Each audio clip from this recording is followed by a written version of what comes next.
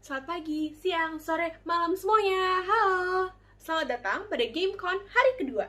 Pada hari kedua ini akan diisi oleh salah satu grup baru yang baru saja bergabung dalam industri game, yang isinya anak-anak muda semua dan baru saja meluncurkan game pertama mereka. Mari kita sambut ambitogether.co.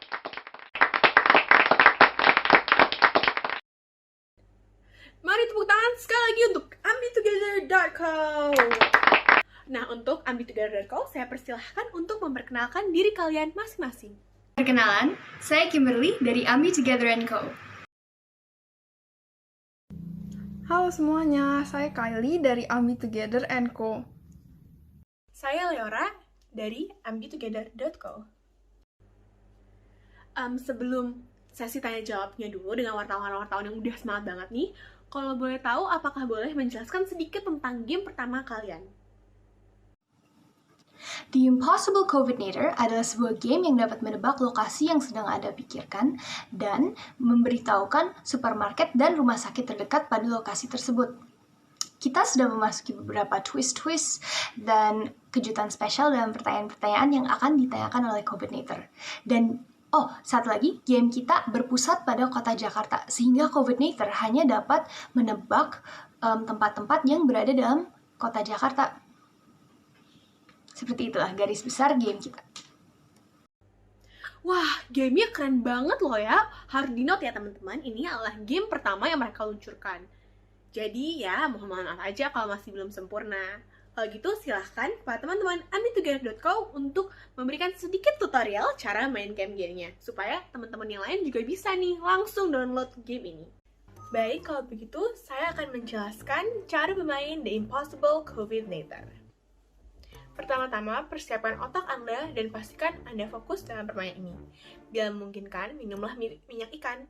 Unleash your inner Einstein, karena tentu saja kalian sangat membutuhkan kepandaian dalam permainan ini.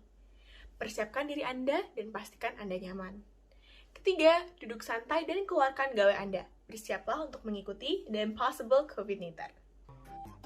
Kemudian akan muncul pertanyaan-pertanyaan pada layar gawai Anda. Cermati pertanyaan tersebut dan jawab sesuai dengan keberadaan Anda. Ikuti terus pertanyaan-pertanyaan yang muncul hingga Anda menemukan hasil akhir. Bila Anda tidak menemukan hasil akhir, kembali cermati pertanyaan tersebut dengan baik, karena mungkin kalian bisa menjawab dengan salah. Selamat mencoba!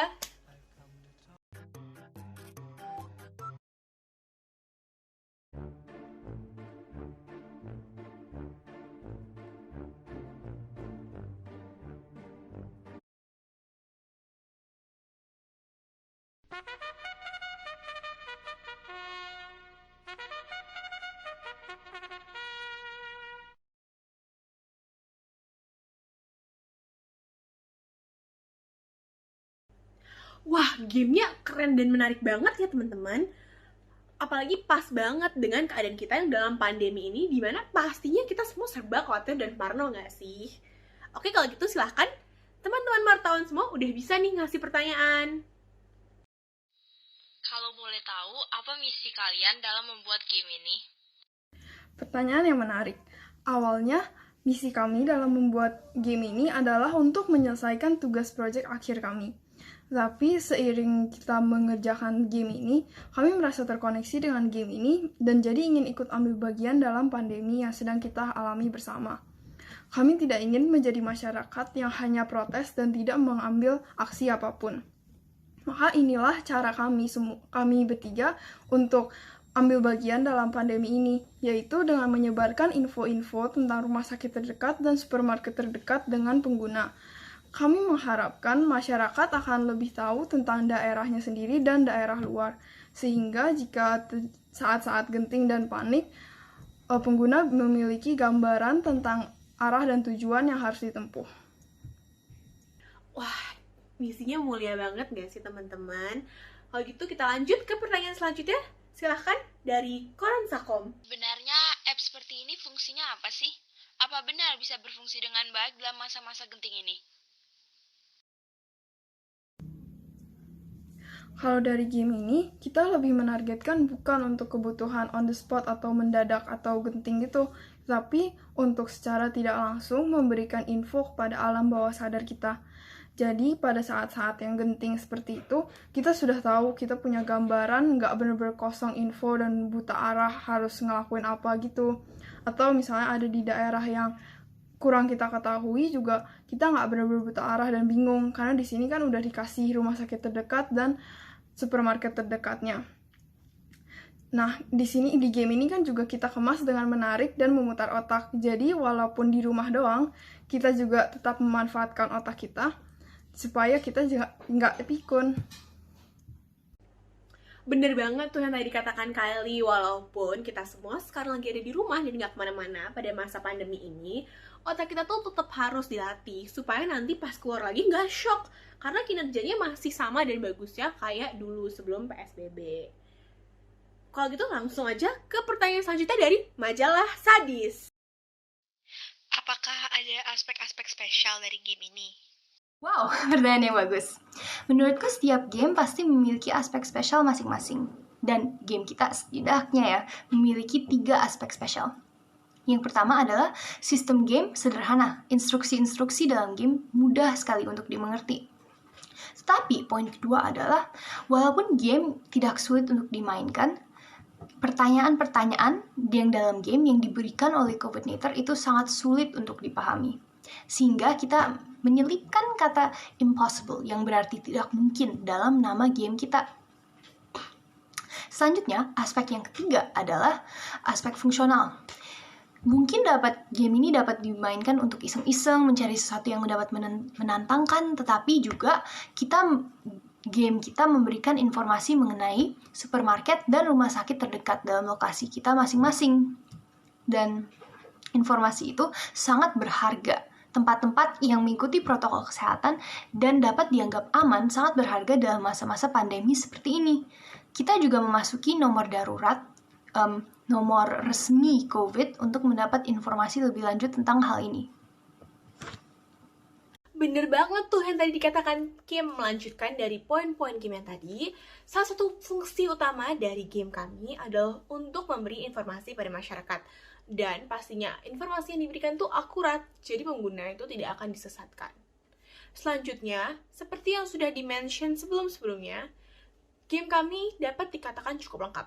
Tempat-tempat seperti yang Kim sebutkan tadi, seperti rumah sakit, supermarket, restoran, yang ada di berbagai bagian di Jakarta sudah ada dalamnya. Kami mengambil 5 kecamatan besar dari setiap kotanya. Kurang apa lagi coba.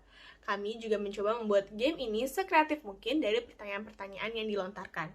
Kami ingin game kami tidak membosankan dan bisa dimainkan berulang kali dengan sensasi dan tentu saja pengalaman yang berbeda setiap kali pengguna memainkan game tersebut. Jadi kami benar-benar sangat mengharapkan pemain dapat merasa terhibur dari game kami ini. Wah, nggak nyangka ya aspek-aspek dari game itu bener-bener on point dan berguna banget buat kita sekarang. Sayang banget waktu berjalan begitu cepat dan ini udah langsung ke pertanyaan terakhir. Silahkan pertanyaan terakhir dari TV2. Boleh nggak beritahu gimana proses dan kesan-pesannya dalam membuat game ini dari setiap personil? Oke, mulai dari saya dulu ya. Menurut saya perjalanan membuat project ini itu roller coaster banget. Karena pada awal project ini, pengetahuan saya tentang coding masih sangat minim. Apalagi di awal, ide-idenya tuh banyak yang rumit. Jadi banyak ide yang harus dihapus dan dihilangkan gitu karena yang ribet banget bikinnya. Sambil kita jalan membuat coding ini juga saya jadi bisa belajar lebih banyak tentang coding. Dan hasil akhirnya keluar The Impossible Coffinator ini. Dan saya sangat bangga dan puas dengan hasil yang telah dicapai. Kalau saya sendiri, di sini saya merasa memang pengetahuan saya tentang coding itu agak paling minim. Jadi kayak suka kebingungan sendiri dan sulitan dalam 1-2 hal. Tapi untungnya saya punya teman-teman yang super membantu banget.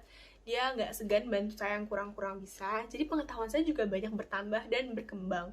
Juga saya jadi jauh lebih memahami coding daripada materi-materi biasanya karena dalam bukti nyata dan konkret. Tidak hanya itu, saya juga jadi menghargai sebuah aplikasi karena saya jadi memahami perjuangan dan kerja keras di dalam suatu aplikasi itu ternyata nggak mudah loh bikinnya. Kayak banyak aspek-aspek yang harus dilihat dari perencanaan sampai pembuatan hingga finishing atau hasil akhirnya. Gitu sih kalau dari saya. Kalau buat saya sih secara pribadi bikin aplikasi ini cukup seru. Yang pasti tuh seru karena challenging. Kita tuh benar-benar membuat aplikasi dari dasarnya, dari planningnya, apa yang kita mau buat, teknis-teknis gamenya, user interface, desainnya, tambahin musiknya, ya, semuanya kita benar-benar dipikirin. Dan dari itu tuh saya semakin sadar bahwa membuat game itu tuh ada segitu banyak preparasi dan perencanaan yang kita harus buat.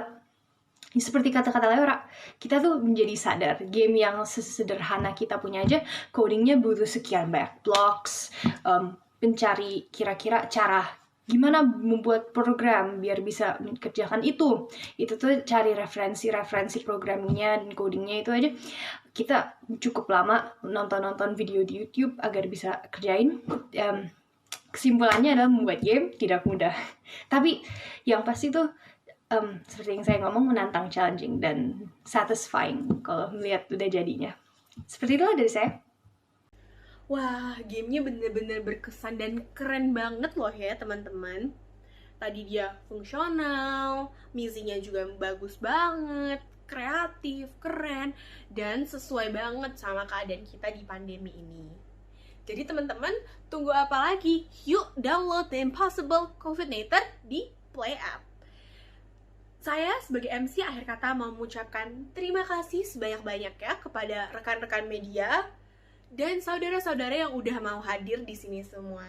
Dan paling penting mau terima kasih juga pada ambitogether.co yang sudah mau datang dan menjelaskan sedikit nih tentang aplikasi mereka. Saya dengan sebesar-besarnya meminta maaf bila ada salah-salah kata. Semoga kita bisa ketemu lagi ya. Dadah!